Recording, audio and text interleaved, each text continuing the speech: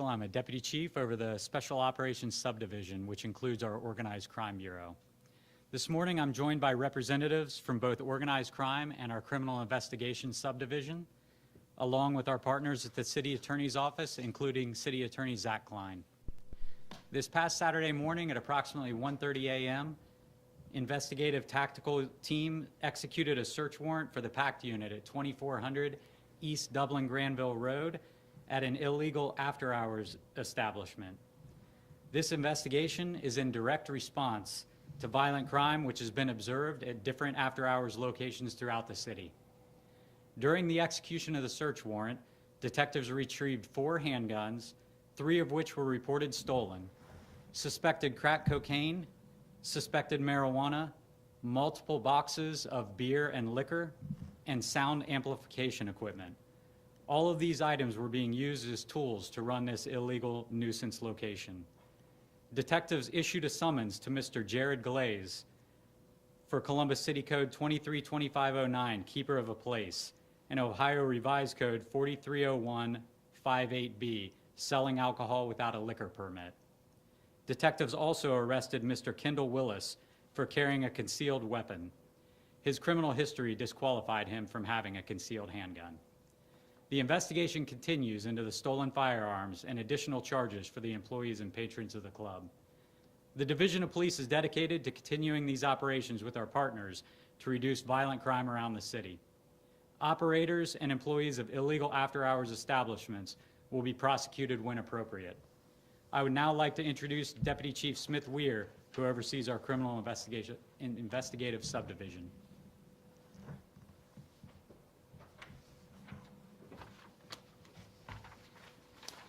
Good morning. My name is Smith Weir. I'm the Deputy Chief over Criminal Investigations. I wanted to highlight and talk about a couple incidents that kind of precipitated these enforcement actions. In the past year, during the course of this year, starting on February 26th, we started to see an increase in incidents of violent crime in and around after-hours clubs. On February 26th, we had shots fired at a club in the 700 block of Harmon on the southwest side. A vehicle fled the scene and crashed at Mound and Central. Stemming from that incident, all the occupants survived. However, they did all sustain serious physical injuries. On March 5th, 2023, we had a double homicide. Ziada Brown and David Thomas. They were shot at Mound and Souder. The evidence that we have indicates that they had just left the club at the 700 block of Harmon. We are asked that investigation is still ongoing and that case is still unsolved. We are asking for any assistance and any information for people to call our Homicide Bureau at 614-645-4730. March 11, 2023, 1472 East Livingston, a after-hours club in the area of Livingston and Lilly. We had an adult female shot outside of an after-hours club. She survived her injuries. That case is still unsolved. March 18, 2023, 1570 South High Street at the Plug After Hours Club. We had 6 individuals shot, 2 of them were pronounced deceased. That investigation is still ongoing. That stems from a dispute right inside the doorway of the club and spilled outside. Like I said, and 6 people were shot, 2 of them fatally. And then on April 2nd, 2023, 3903 Great Southern Boulevard, Olajuwon Tolliver, age 27, was shot and killed in the parking lot outside of the club. That stems from an altercation, a verbal dispute that occurred as he exited the club and talked to somebody that was right outside the club. So again, that incident is also, the investigation is still ongoing. That is, a case is unsolved. We are asking for any information for that case and all these cases that we mentioned for people to call our Homicide Bureau at 614-645-4730 for the incident on East Livingston Avenue. That would be our felony assault unit at 614-645-4141. Thank you.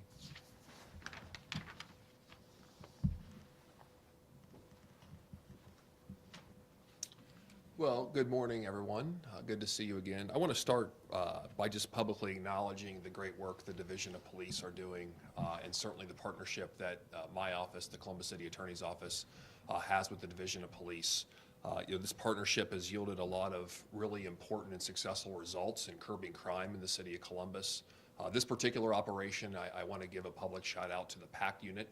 I know many of whom worked, and were up for almost 24 hours by the time this case was wrapped up, and being able to file the appropriate documentations with the court and the assistance with my office. So Chief Bryant, Assistant Chief Potzenbacher, thank you so much. And of course to the chain of command here, appreciate the partnership that we have to make Columbus safe.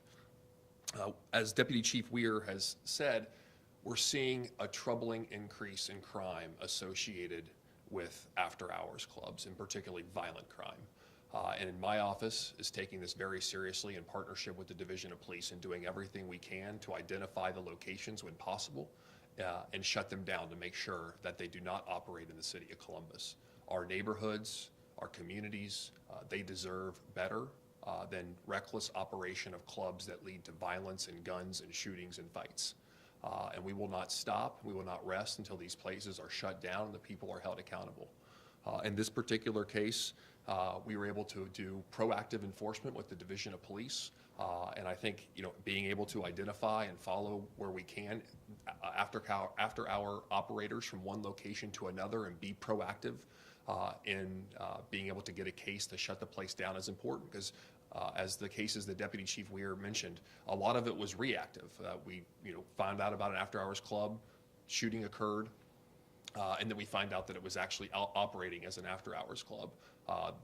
What my office does in those instances is that we send letters to the property owner, oftentimes not involved in the after-hour club operation, and they immediately evict the tenants of those places. So a lot of the work that we've done is reactive to evict tenants so the after-hour club doesn't exist. Here, having a more proactive enforcement operation with the Division of Police and the Columbus City Attorney's Office we were able to identify a location following individuals and after-hour owners from one location to another to be able to identify what their next move is and be able to be proactive so violence does not occur at that location, so the neighborhoods are safe around the 161 Dublin-Granville corridor. And that approach, I think, is a wise one and a smart one to make sure the city of Columbus and all of our communities are safe from violence that's occurring between 2 a.m. And 6 a.m., where folks are already drinking in a state where there's unlimited access and easy access to guns, and the mixture of alcohol and drugs, as we've seen far too often, are resulting in deadly consequences for our neighbors and friends across the city. So be happy to take questions to anyone that wants to talk. Yesterday, the new public safety director kind of hinted, she mentioned that this bust had happened and that there might be more actions in the future to kind of really crack down on these clubs. Is this a sign of kind of more to come, and should these operators be on notice? Go ahead, Deputy Chief. Yeah, absolutely. We want every operator or employee of illegal after-hours establishments to know that we're going to be looking for them, and we're going to be taking proactive actions against them to reduce the violent crime around the city. And I'll just add, Deputy Chief, that from my perspective, which is why this partnership with the Division of Police is so important, is this proactive approach that the Division of Police is taking to identify who's operating these places, to shut them down. Once we're able to file a court case to make sure that the individuals are held accountable and those places do not host any more nuisance of, activity moving forward, especially during the duration of the case until there's resolution by the court. That gives a lot of, I think, safety. I think that gives a lot of, what's the word I'm looking for?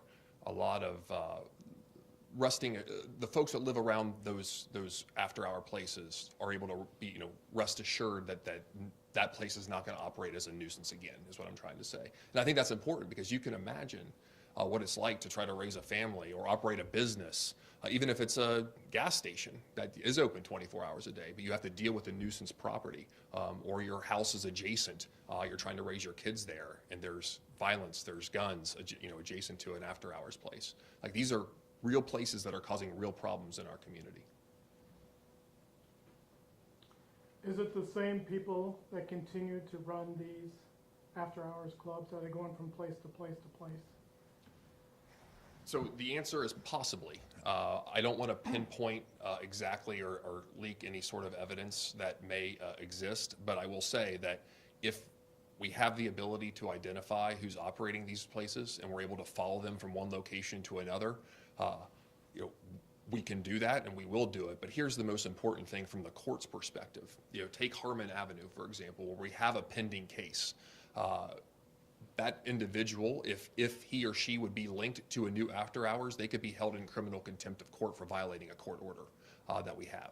And that criminal contempt action it can be a lot stronger than any sort of misdemeanor charge. So we're able to hold or ask the court to hold that individual in criminal contempt and possibly seek jail time for them continuing to operate after hours across our city in violation of the law and threatening the public safety of all of our friends and families across the city.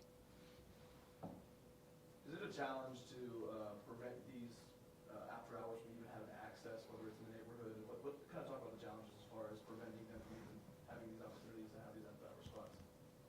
I can talk again, or you can talk. Go ahead. It's always challenging just because, setting up a club per se isn't necessarily illegal at its face value. So, we have to weed through whether or not illegal activity is happening at these different types of establishments. So it just depends on what kind of activities are happening around it. Again, our focus is obviously going to be centered around the violent crime, trying to ensure that if violent crime is happening or the potential for violent crime is there, that we're trying to take actions to help prevent that, to make it a safer place. The one over the weekend, I apologize if you had mentioned this, the people that are charged, owners of the property or operators of the club or both? They're just operators of the club. They were leasing part of the property. How much of the responsibility falls on the owners to not allow this to continue at their establishments? That'd probably be better for a city attorney. Sure. I will say, in response to your question, one thing that's really important to note is more often than not, these actions with nuisance abatement, whether it's after hours or drug houses or bad businesses, it starts with you, the community. It starts with the community tip because you see the activity, you see what's going on, and passing that information along to the Division of Police or the City Attorney's Office or even 311 is vital for us to start the process that's necessary to shut places down. And that's whether it's a drug house or an after hours club and everything in between. So we need your help. We need your help to identify these places so that we can start that process, hold these individuals accountable, help end violent crime in the city of Columbus, and make sure we do have a wonderful, safe place for our families to live. As it relates to the questions about the owners, what was the question again? Yeah, how much of the responsibility falls on the owners Sure. to not Great. let these operators continue doing this, whether they're aware of it or not, at their properties? Well, the owners, I think, have a big responsibility to know what's going on in their place. Now, we obviously know that folks that own multiple units, they may not know exactly what's going on. But they do have a burden to understand and appreciate the type of places and people that they're renting to and what kind of operation they're running. And as a matter of fact, the nuisance abatement process, as you all know, it covers the address. So setting the nuisance and winning a nuisance victory in environmental court means that that address, that specific property will be shut down, which is the owner's problem in the long run. As I mentioned earlier, on the reactive side, we have reached out with the Division of Police to the owners of previous places, and those owners have taken notice of the activity going on there, and as a result have evicted tenants. Now, that doesn't always work. Sometimes we have to be more aggressive in our action, especially if there's a history of violence or a threat of violence or reoccurring criminal problems like the sale of alcohol, for example, mixing with guns and finding guns and drugs at a particular location. But we have a whole continuum of opportunity to hold the operator and the landowner accountable, whether through the criminal process for the operator, the contempt process if they continue to operate, and then the owner to make sure that location does not operate as a nuisance moving forward in the city. Just one more. Could you all just talk one more time to the big change here in terms of being more proactive as opposed to waiting for a shooting to happen in one of these places to hop in? Sure. Go ahead. Okay. It's me again. Look, I think why it's so important for us from a community standpoint to get the tips and get the information is that so we can be proactive in identifying where these places are. These are illegitimate fly-by-night boot joints, right? They're after-hours clubs that are selling illegal alcohol, where people are already drunk coming in at 2 a.m. They have guns in a state where there's unlimited access to guns.